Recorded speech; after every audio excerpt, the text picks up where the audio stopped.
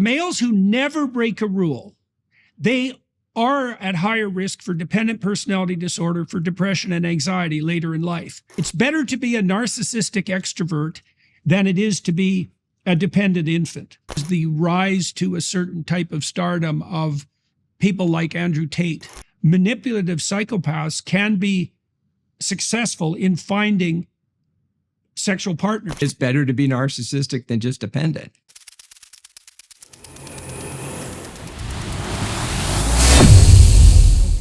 It seems to me that a lot of what we see as narcissism is actually something like prolonged immaturity. Now, it's a little more complicated than that. So the little kids that we studied, and this is true of those who've studied little kids in general. So there's about 5% of males at the age of 2 who hit, kick, bite, and steal when you put them with other 2-year-olds.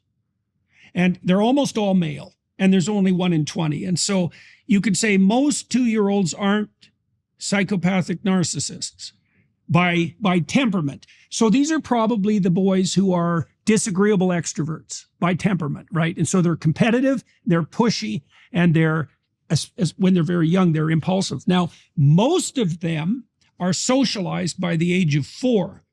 Now, our studies of long-term criminality indicated that it was the minority of that 5% who weren't socialized by the age of 4 that became the long-term predatory criminals. And it was very difficult to do anything about that after the age of 4. But that's also made me think more recently that what we're seeing as that narcissistic predatory parasitism is probably something like a failure of maturation. It's like, rather than being a pathology in and of itself, it's just the maintenance of self-centered immaturity far beyond its expiry date. And so I'm wondering what you think of a formulation like that. I like that idea, and that there is an immaturity to narcissism.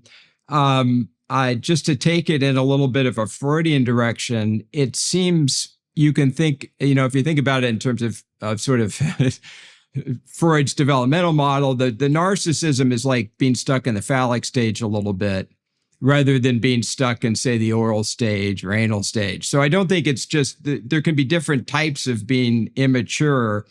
I think that right. It's not dependent, for example. Yeah, you're not a dependent, not like, I just need someone to take care of me, I'm 50 years old. It's more you get stuck in this, like I'd just say adolescent, this childish, phallic, masculine, I'm going to do this, I'm going to get this, and you get stuck in that. And that model, you can use it as an adult, but it's kind of like you're a little bit of a cartoon. And so that's something I see, it's like you're a cartoon child acting like an adult, like I'm a big deal, like the guys that try to be alpha. And I'm like, yeah, dude. So yeah, I do see there, buddy. Yeah, calm down. Come on. So I do see that for sure, but I do think it's sort of one path in development that you don't develop. It's not all the paths. Yeah. Well, I think that's a good distinction, because it shines a light on another sociological or psychological phenomena. So one of the things that we see is the rise to a certain type of stardom of people like Andrew Tate. And the Andrew Tate phenomenon has really interested me because I have some sympathy for him.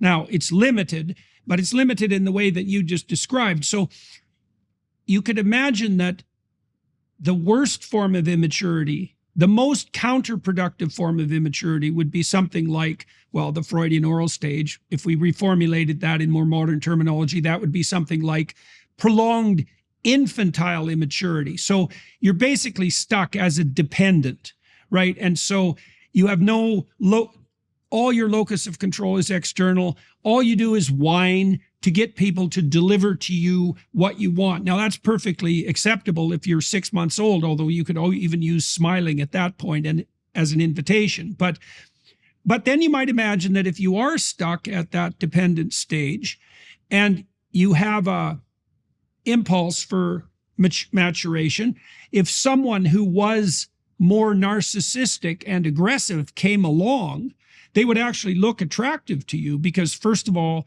it would be better to be it's better to be a narcissistic extrovert than it is to be a dependent infant. That doesn't mean it's good, right? But it does mean that it's better. Yeah, well, and you can think about that from an evolutionary biological perspective too, because it's definitely the case that manipulative psychopaths can be successful in finding sexual partners, whereas infantile dependent men, they're just not going anywhere on that side of things because they can't, like virtually no women are attracted to infantile dependent men. Some women are attracted to narcissistic blowhards, right? So yeah, is that in keeping with your understanding of the developmental progression? Yeah, I mean, I think it makes sense, and I like how you're saying that. Like, look, dude, it's better to be narcissistic and full of yourself if you're a guy than just be a dependent loser. But that isn't the highest stage of male development. Isn't being a peacock, you know, it's helping, it's being a provider, it's doing more than that. It's leading a family, it's leading people. So, but again, it is better to be narcissistic than just dependent. So yeah, it makes sense. Oh, you mentioned Andrew Tate, and I'm kind of old for this, but I see a lot of younger guys that are attracted to this more sort of alpha, in quotes, personality model. And I understand it too, because they're not getting a lot of really good male role models out there. So they see one that looks sort of cartoonish and seems functional and seems to have some agency and seems to be navigating life effectively in a way that would be appealing to a 15-year-old guy. And so I understand it. I just wish we had better role models, but I understand it. It might also be that there is a time at which that's actually developmentally appropriate. Yeah. So, one of the things we found in our analysis of the development of psychopathology. So imagine with teenagers, okay, imagine there's three patterns of living with the rules. Say when you're 13 to 15 and you're a male. Now, it also applies to females, but less so because they're not as aggressive. But so imagine that you're a 13 to 15-year-old male who never breaks a rule ever. Okay, now imagine you're a 13 to 15-year-old and you break a rule all the time. And then imagine that you're somewhere in the middle. Okay, so that's the whole distribution. Well, the males who never break a rule, they are at higher risk for dependent personality disorder, for depression and anxiety later in life. Now, the ones on the other end of the spectrum are much more at risk for lifetime criminality, let's say, and substance abuse, violence, and all that. So there's pathology associated with both extremes with regards to rules. Now, the kids in the middle, they are going to experiment. And so now you can imagine that if you're a kid who comes from a good home and you're pretty rule-oriented, there might well be a time between the ages of 13 and 15 or 16, something like that, where it's actually appropriate for you to admire the rule breakers to some degree, because that's one of the things that pops you out of that childhood dependence on your parents, right? But hopefully you would supersede that as you mature, and that is the pattern for most men, right? I mean, criminality drops off like mad around 25, and so does substance abuse, something like that. And that's often when men who are like women like men 4 to 5 years older. And so it makes sense that it's about 25 or so that men start to get their act together.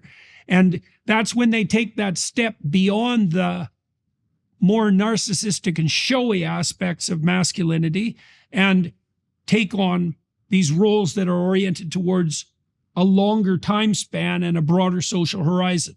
What you're making me think of is the classic, Jack Block's work on drug use in Berkeley back in the 70s. It was the people who didn't use any and used too much that got into trouble. And then there's this golden mean in the middle. And you see that golden mean in a lot of things where, you want to have a little edge, but not too much edge. You don't want to be perfectly moral, but you don't want to be immoral. There's always that little bit of edge. And you're right. Developmentally, I think it's appropriate for young guys to kind of go to that little darker side for a while, maybe. The conversation between Jordan Peterson and Dr. Keith Campbell delves into the psychological development of narcissism, its roots in prolonged immaturity, and the broader implications of developmental stages on personality and societal behavior. Key takeaways: narcissism as prolonged immaturity. Narcissistic behavior can be viewed as a failure to outgrow a self-centered, immature stage of development. Rather than being inherently pathological, it reflects an incomplete maturation process. Developmental stages and behavior. Studies show a spectrum of rule-breaking behaviors among adolescents, with extremes at either end, total rule followers versus chronic rule breakers, linked to different types of pathology later in life. A balanced, moderate approach, where young individuals experiment within bounds, is more conducive to healthy development. Cultural phenomena and role models.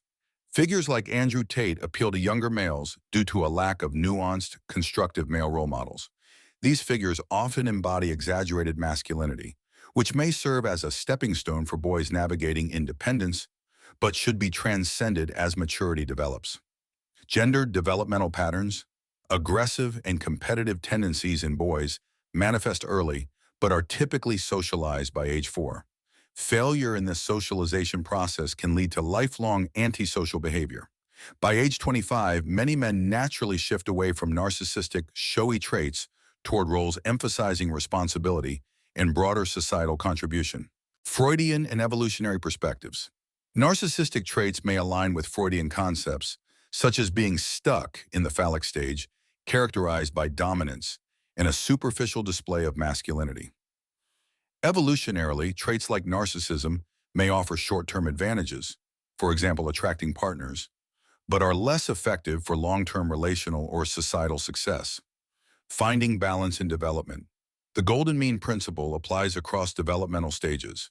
Overindulgence in rule-breaking or rigid adherence to rules can be harmful, while a balanced approach fosters growth and adaptability.